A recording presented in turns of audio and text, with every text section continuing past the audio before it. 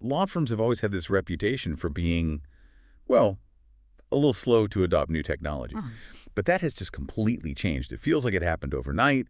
The legal profession is going through, one of the biggest shifts in its entire history, and it's all being driven by AI. It really is. And it's more than just a push for efficiency. It's a complete structural realignment.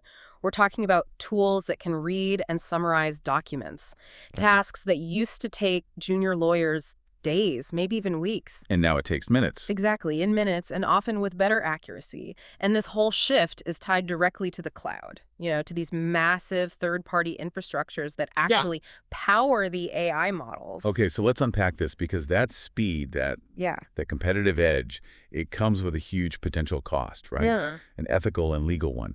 And that's really the mission of this deep dive. We have to tackle this massive question hanging over the whole profession. When a law firm trains a custom AI model on its own client data, and that data is sitting in the cloud, can they actually still guarantee attorney-client privilege? That is the multi-billion-dollar question, isn't it? It's a very intense balancing act. On one side, you've got this incredible innovation. It's faster, it's more accurate, it's cost-effective. But on the other, you have the absolute core duties of the profession: confidentiality and privilege. If you lose privilege, you basically lose the trust that the entire legal system is built on. And the thing is, this isn't some far-off future problem. This is happening right now. Firms are already using this tech to get ahead. Yeah. But our sources are pointing out that Gen AI, generative AI, it's creating these totally new threats to data that just didn't exist a few years ago. And a lot of firms, frankly, they're just not ready for it. Yeah. So to really get a handle on the risk, I think we first have to understand the reward. What are law firms actually doing with these AI tools? What are they trying to gain from it? Well, they're mostly targeting the really repetitive data-heavy stuff. So we're seeing these powerful generative models being used for massive contract reviews. Think about like M&A due diligence, where you've got millions of documents to sift through. They're also using AI for super fast document summarization, streamlining e-disclosure in big litigation cases, that sort of thing. But the real endgame here isn't just using some public chatbot, right? The goal is to build their own custom models. Yes, that's the key. They're taking their own data, all their past cases, their internal memos, their winning strategies, and using it to train a specialized AI. They're building a private, expert, legal brain that's trained on privileged information. Exactly right. And that action right there takes us directly to the heart of the problem, to the confidentiality imperative, because confidentiality and privilege, which people often use interchangeably, they're really the absolute soul of the lawyer-client relationship. And maybe we should quickly clarify the difference for everyone listening. Why does that distinction matter so much here? So confidentiality is the broader ethical duty. A lawyer has to protect all information related to a client's case, everything. Privilege, on the other hand, attorney-client privilege, is a bit narrower. It's an evidence rule. It protects the confidential communications between the lawyer and the client from being forced into disclosure in court. That protection is everything. It's what allows a client to be completely honest. Precisely. And the danger, the huge danger that AI training creates, is that if you disclose that privileged information to a third party without the right protections in place, you can legally waive that privilege instantly. And once it's waived, it's gone for good. This is why it's so risky when client data, the most sensitive communications, get processed on external third-party cloud servers. There are already ethical warnings out there saying that just uploading client data into a public AI tool could cause you to lose privilege altogether. Wow, that's an immediate red flag. And it gets way more complicated when we talk about these custom models, doesn't it? Because the firm thinks it has control, but the data is still being processed and stored by a third party, the cloud provider. The distinction you made between a public tool and a custom model on a vendor's cloud is so important. Law firms assume that a contract with the vendor makes everything okay, but the sources we've looked at identify four really distinct ways that privilege can get eroded. Right. The moment you move that training process outside of the firm's own walls, outside of its direct physical control, you introduce a profound level of doubt about the integrity of that privilege. It's no longer a secure, closed loop. Okay, let's walk through them. What's the first and maybe most obvious risk? That's risk number one, third-party exposure. It's simple, really. If client data is on a cloud platform, the vendor, their engineers, their staff, maybe even other users on a shared platform, they might be able to access it. It could be intentional or it could be a complete accident. But if a third party sees that privileged communication, legally, that can count as a disclosure. And that's the trigger for waiving privilege. But wait a second, doesn't the contract with the AI provider cover this? They're legally bound not to look at or reuse the data, right? They are, but that's a contractual obligation, which is different from the legal standard for maintaining privilege. A breach of contract doesn't change the fact that a third party saw the privileged info. Plus, with the sheer amount of data involved, auditing exactly how a massive cloud provider segments everything is, well, it's incredibly difficult. That theoretical possibility of access is often enough to fuel a successful legal challenge to privilege. And that leads right into the second risk, which is all about how these AI models actually work, the retention and reuse problem. Risk number 2, retention and reuse of data. Yeah, this is fundamental. Generative AI models learn from the data they're given. Most platforms are built to attain your inputs and the outputs to constantly improve themselves. So if a law firm's privileged client documents get caught in that learning loop, they become part of the AI's collective brain. So if I'm understanding this, a client's defense strategy could be used to train the model, and then that model could unknowingly apply patterns it learned from that privileged document to help a completely different client in the future. That's it exactly. And that reuse completely compromises the confidentiality of the original file.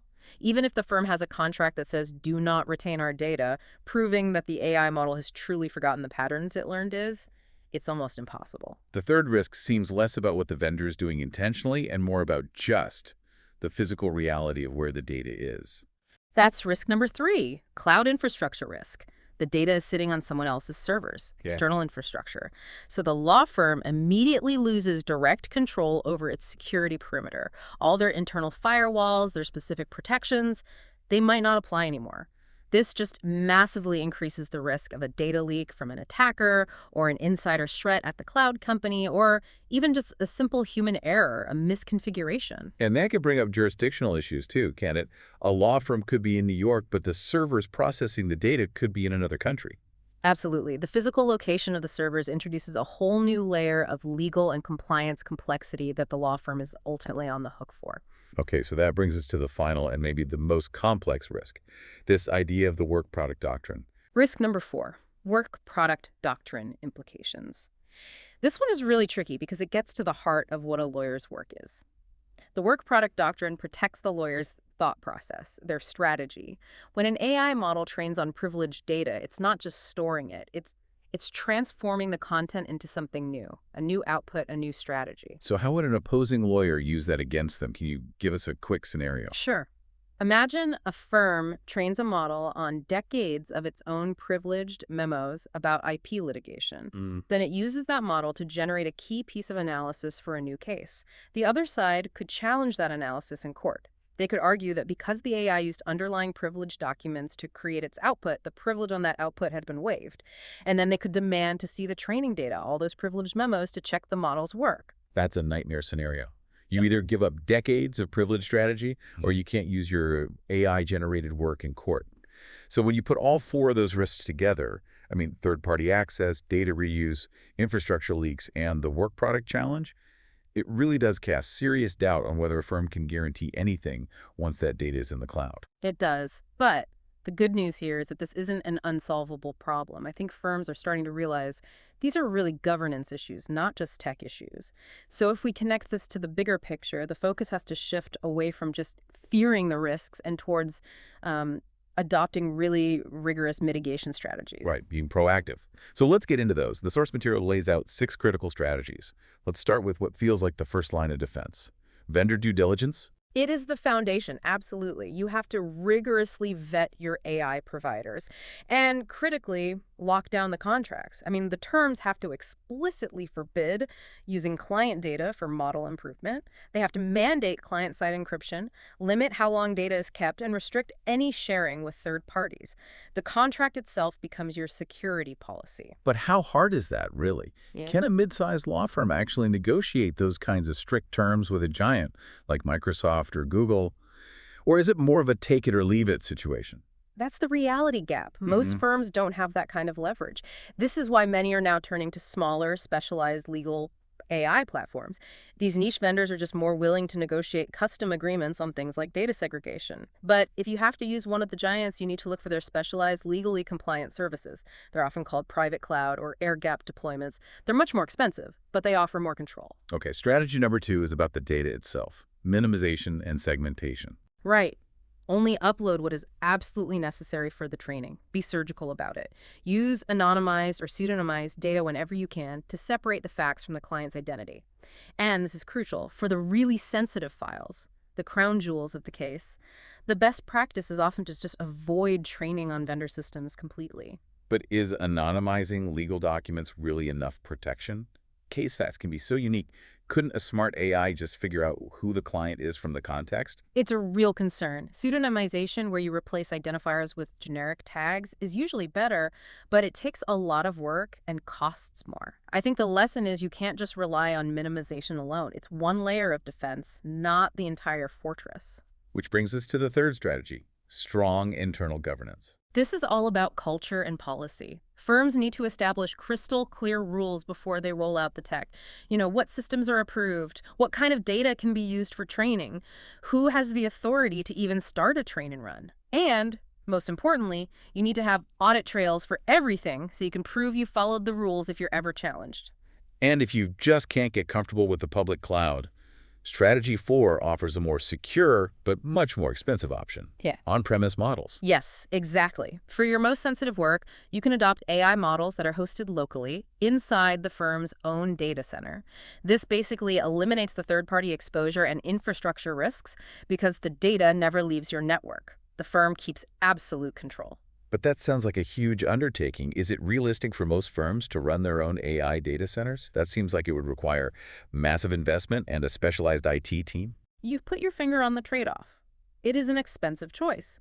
On-prem models give you the best risk mitigation, but they come with huge upfront costs and ongoing complexity.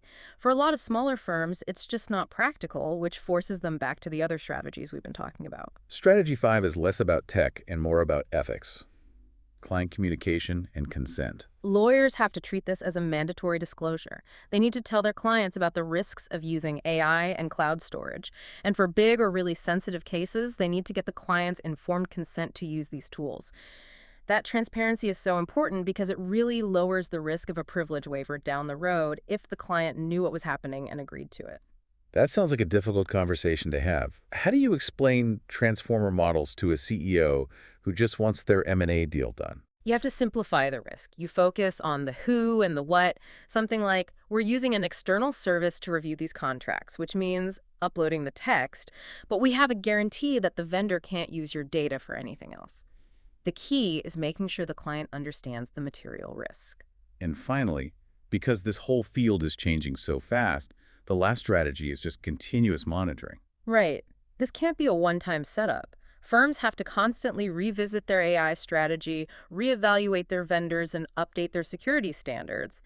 The technology and the risks are evolving every single day. You have to stay vigilant. It's so clear that the efficiency you get from AI is just too big to ignore. It's becoming a key differentiator, this move to the cloud. It's not really a choice anymore, is it? It's just happening. It is. But I think the analysis shows that the firms that are going to win are the ones that balance this incredible technology with just as incredible professional discipline. So what does this all mean for the client who's watching all this happen? To me, it means they have to start treating AI use as a core governance issue. It's something that the company's own legal department needs to manage right alongside their outside law firm, demanding transparency every step of the way. I completely agree. So can law firms still guarantee privilege? Yes, but that guarantee now comes with an asterisk. It requires them to be extremely careful, to have strong controls that go way beyond a standard vendor contract, and to treat AI as an ethical issue, not just a tech upgrade. Of all the risks, that fourth one, the work product doctrine, that's probably the hardest one to solve because it questions the legality of the AI's output itself. The firms that will thrive are the ones that build these robust governance framework and get that informed consent from clients. And building on that, let me leave you, the listener, with this final thought. In the very near future, I think a law firm's ability to prove that they can guarantee privilege and confidentiality through their AI governance, that is going to become the single most important factor for clients when they decide who to hire. It shifts AI compliance from being just a burden into a powerful competitive asset that builds immediate trust.